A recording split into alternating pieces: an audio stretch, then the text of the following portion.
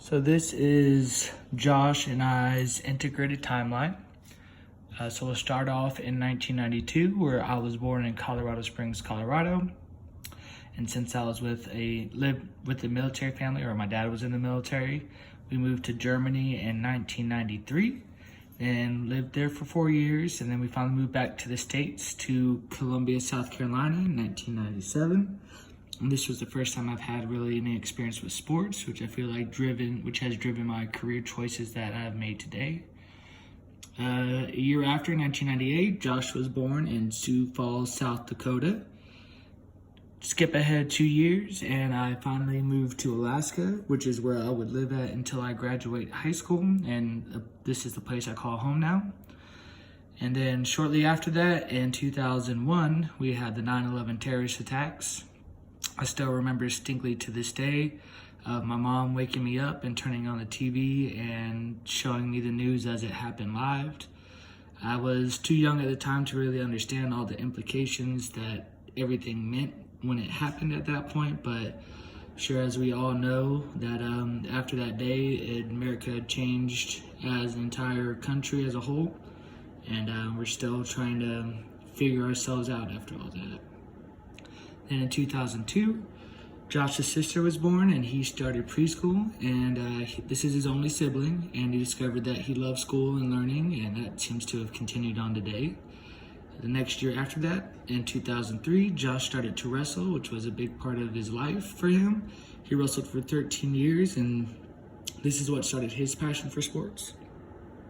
We have this in common because I also wrestled, not nearly as long, but I was very passionate about wrestling, and I still think it's an amazing sport, and there are amazing athletes who participate in it, and would maybe hopefully one day like to work with a wrestling team when I work as an athletic trainer further on down the road, possibly in the Olympics. That would be very interesting to do, so we'll see what happens in the future.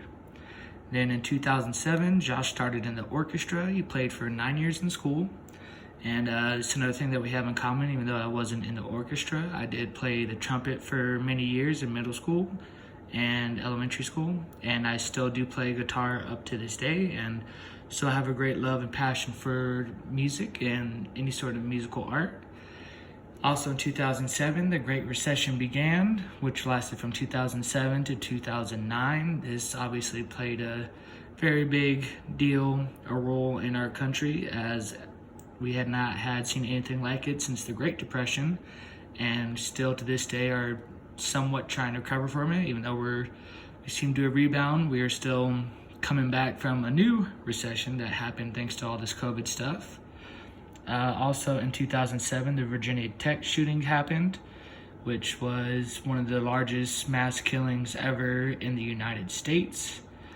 And we're still dealing with shootings and gun control and violence, all that up to this day, and just goes to show how far back it goes. It even goes further back to 1999 with the Columbine shootings. And in 2008, President Obama is elected, and he's the first African American ever to be elected as president, which I believe is a huge deal, especially for our country with all of our jaded past that we have with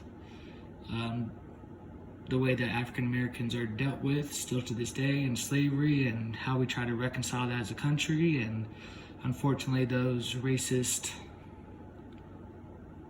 ideologies are still prevalent in our country, which is a shame to say the least. In 2010, I graduated high school and I joined the United States Air Force as a HC-130P crew chief. And this gave me a sense of independence from my life and let me get out of Alaska, which, as much as I love Alaska, it's very isolated, and I really needed to step out and get out of my comfort zone and discover myself as a person. In 2012, while in the Air Force, I deployed to Afghanistan. This was my first time experiencing Middle Eastern people and culture, and it was a very eye-opening experience to see how great we do have it here in America, and to also show me that, no matter what the news or other people try to say or show us, that, people are still just people, and you got to respect them for that. And just because they have different ideologies or religions or way of living, that, there's still good people for the most part. There's bad people in every sort of culture and region in the world, and we have to accept that just because they're different doesn't mean they're bad.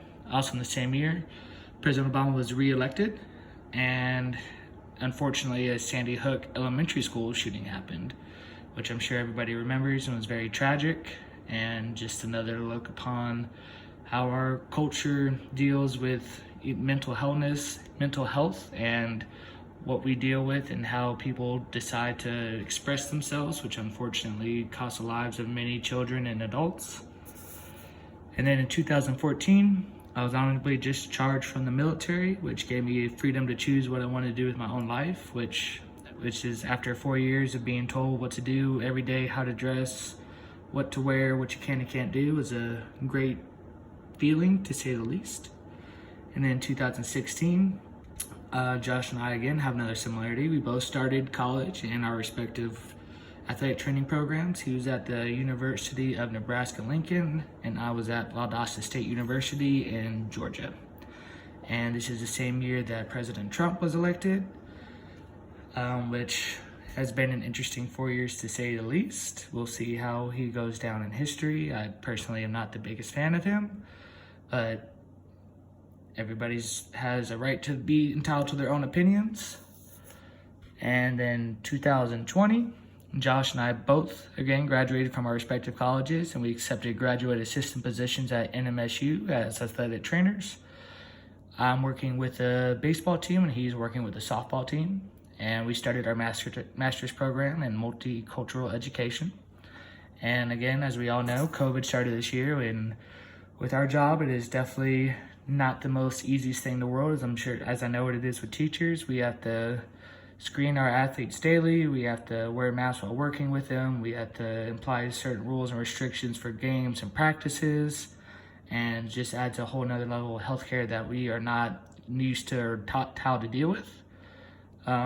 Also, George Floyd's death happened, which sparked massive protests and throughout the United States, which I completely agree is right with their police brutality as it is. We are in need of reform, and it should not be going away anytime soon until major changes happen, which I hope and pray that it does. And we also have the upcoming presidential election this year, which should be interesting to say the very least. Hopefully it is a fair election and the American people will get out and vote, and we can try to come together as a country and be great again, not President Trump. And yeah, that's about it. Thank you for listening.